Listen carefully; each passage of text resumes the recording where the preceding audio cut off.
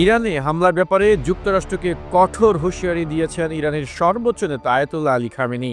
তিনি বলেছেন, ইরানে হামলা চালালে কষে চড় খাবে যুক্তরাষ্ট্র। বার্তা সংস্থা রয়টার্সের এক প্রতিবেদনে তথ্য জানানো হয়েছে।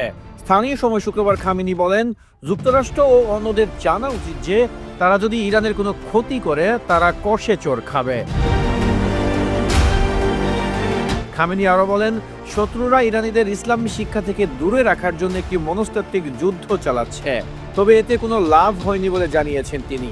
তাদের ইরানি জাতির বিরুদ্ধে কোনো খারাপ কাজ করা থেকে বিরত থাকা উচিত, অন্যথায় তারা ভয়াবহ পরিণতি ভোগ করবে বলেও হুঁশিয়ারি দিয়েছেন তিনি। এর আগে খামেনিকে চিঠি দিয়েছে যুক্তরাষ্ট্রের প্রেসিডেন্ট ডোনাল্ড ট্রাম্প। চিঠিতে পরমাণু চুক্তিতে পৌঁছানোর জন্য 2 মাস সময় বেঁধে দেওয়া হয়েছে, অন্যথায় ইরানে হামলা চালানো হবে বলে হুমকিও দেওয়া হয়েছে। আর সেই হুমকির জবাব দিয়েছেন ইরানের সর্বোচ্চ নেতা আয়াতুল্লাহ আলী খামেনি।